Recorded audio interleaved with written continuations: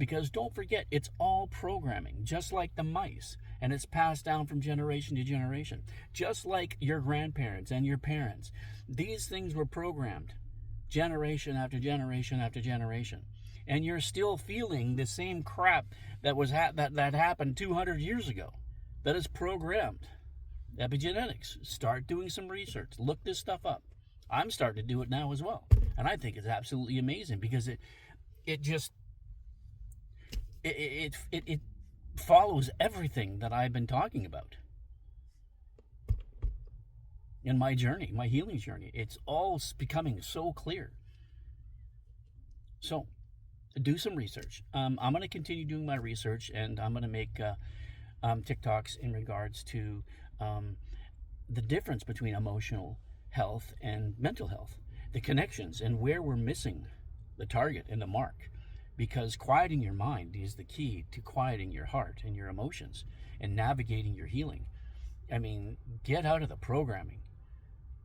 Realize that people programmed us to be who they want us to be, and we accepted that. We accepted that as children.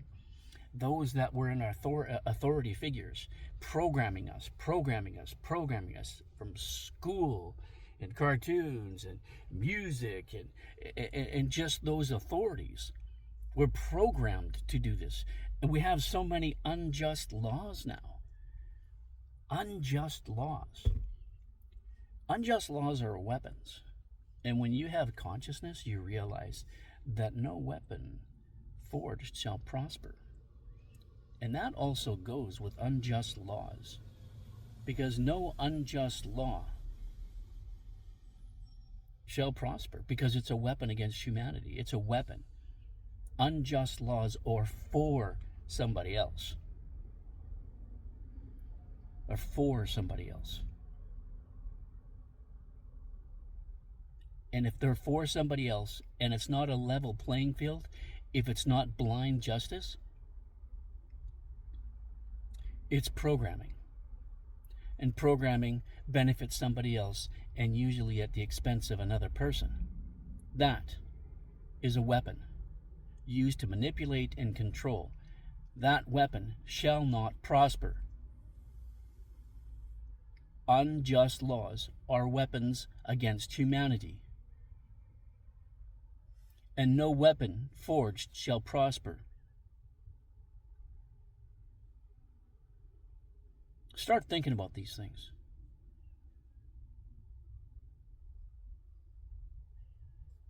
Everything's programming, and we're allowing the powers that be to program us, to continue to program us, and look where we are. Look where we are.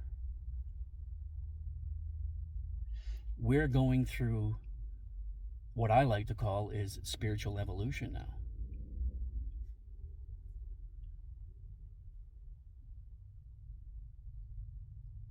What other way can we look at this? From where I was several years ago, 10 years ago, 20 years ago, 5 years ago, I was barely existing, and my life was hell. Emotional hell. I couldn't function. I could barely go out the door. I had to talk myself into it. And then I ended up talking myself out of it. And then I had to go and talk myself into it again. And I procrastinated. I felt so worked up, I was literally making myself physically ill at the idea of having to go out in society.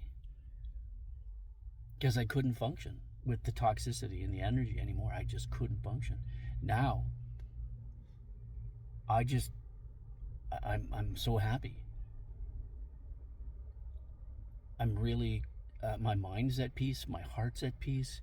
I have gained so much knowledge about my emotions, about my energy, how I interact with people, how people interact with me. I can spot wounds on people, their projection. I can spot narcissism pretty much on a dime. The energy that they use. I mean, it's just everything becomes energy. And when you learn about yourself so clearly, so deeply, you know what your energy and your emotions are. You know who you are. And then all these people start projecting on you, and you're like, hang on a second, whoa, time out. No, um, it's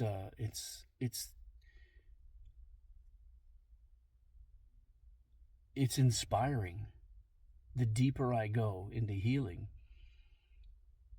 the more I understand energy, the more I understand mental health, emotional health, how everything seems to be connecting in my body to the idea of being in harmony with yourself when everything's aligned. It's absolutely amazing. It's a tremendous feeling.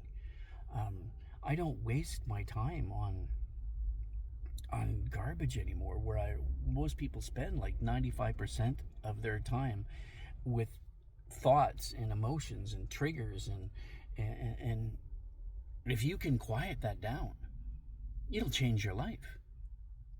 You can navigate anything. You can spend hours just thinking about one thing and then get into some real deep ideas and creativity. I mean, it's absolutely amazing what you can tap into when you gain a significant sense of consciousness and healing. I mean, it's keep going. If I can do this, you can do this. Keep going. Keep your fluids up. Get a healthy diet. Ground. You're gonna have to. You're gonna realize that you're gonna have to cut people out of your out of your lives that can't see you for who you are. Like programming is my family members. I've virtually cut them all out because they saw me one way and they treated me one way, and it wasn't fair. It wasn't right. I didn't like it. I'm trying to heal, and they keep shoving me in a box saying, no, you can't do that. You can't feel this way. You can't heal because you're broken. No, I'm not broken. I'm unraveling the programming, and they can't see that. So they try to latch on to that good feeling because as a people pleaser, they in my entire family always came to me for me to make them feel better about themselves, but it was never reciprocated. I would call for help, or I would, say, look, I need some help, I need support with this, and it was like, yeah, like it was window dressing. That's all it ever was. Because when push came to shove and I really needed the help, they were the first people to abandon me. Where complete strangers wouldn't. They were the first people to abandon. So those you have to cut out of your life are the ones that get upset with your healings, the one that give you the most friction. Well, you can't do this because you're in a box. I see you this way, and this challenges my reality, and I'm not going to have my reality challenged. Forget it. Your mental health problems. You got issues. And it's like, you can project all you want, but it's you. It ain't me. It's you.